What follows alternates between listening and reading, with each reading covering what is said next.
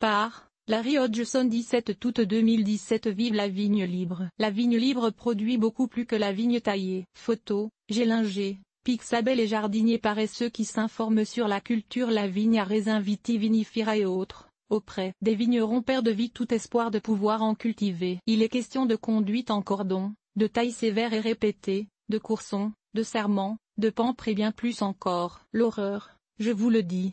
Pourtant, rien de cela n'est nécessaire pour le jardinier amateur. L'idéal pour lui est plutôt de considérer la vigne comme une plante grimpante ornementale qui décorera une pergola ou tonnelle tout en produisant, à la fin de la saison, une excellente récolte de fruits. Ainsi on enlève toute la pression. Le pourquoi de la taille sévère. Si vous ne pensez pas engager une équipe de cueilleurs, pourquoi vous donner la peine de tailler vos vignes si sévèrement? Photo, Mark Smith, Wikimedia Commons. Sachez que les professionnels font tout ce travail de palissage et de taille afin que les grappes soient à la même hauteur, ce qui permet aux cueilleurs de travailler plus rapidement.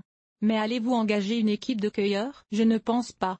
Si vous faites la récolte vous-même, sans presser au moment où cela vous plaît, rien de cela n'est nécessaire. Une culture des plus faciles. Vous découvrirez qu'il est en fait facile de cultiver la vigne. Il existe des vignes à raisin adaptées au climat froid. Photo, IA. Comme il suffit de choisir une variété de vigne adaptée à votre climat et à vos conditions, de la planter dans un sol bien drainé plutôt neutre ou même alcalin et aussi au soleil, du moins si vous voulez obtenir des raisins suffisamment sucrés pour pouvoir les manger frais. Reste à lui offrir un support robuste quelconque sur lequel elle peut grimper, pergola, tonnelle, clôture en maille de chêne, de type frost, arbre, etc. La plupart des treillis sont trop petits et trop frêles pour une plante aussi massive que la vigne dont les branches peuvent atteindre 7 mètres de long. La vigne fera le reste.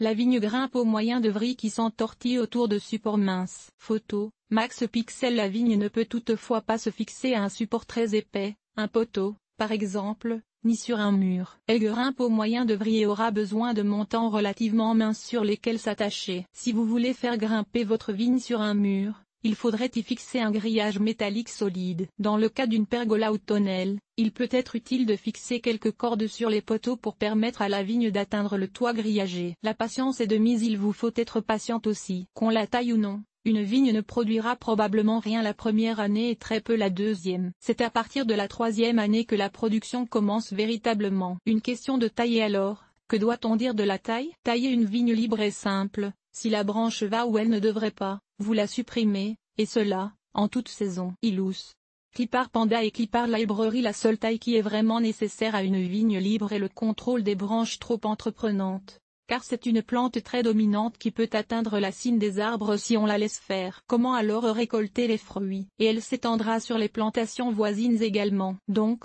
votre rôle sera tout simplement de rabattre les branches qui vont trop loin et ainsi de garder les fruits à la portée de la main, ce qui assurera une récolte facile. Qu'en faire cette taille?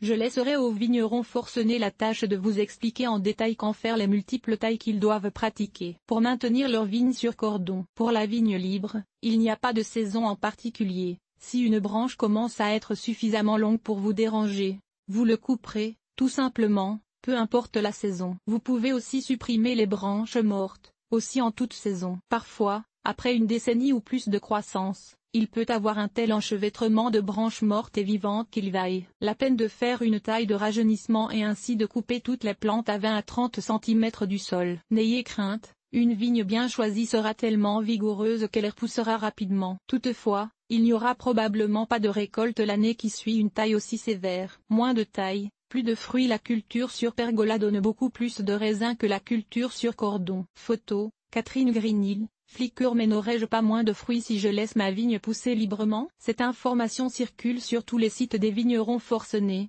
mais elle est totalement fausse. Vous obtiendrez plus de fruits, même beaucoup plus, assez pour remplir plusieurs boisseaux avec les fruits d'une seule vigne après 5 ou 6 ans, si vous avez la possibilité de la laisser se développer sur une grande surface. En taillant sévèrement, le vigneron en sacrifie en fait la vaste majorité des fleurs de sa vigne et donc des fruits potentiels. Il est toutefois vrai que les raisins d'une vigne non taillée seront plus petits que ceux d'une vigne sévèrement rabattue. À vous de décider si vous préférez une petite poignée de gros fruits ou une abondance de petits. Ça, c'est votre choix. Moi, je préfère l'option moins de travail, plus de fruits.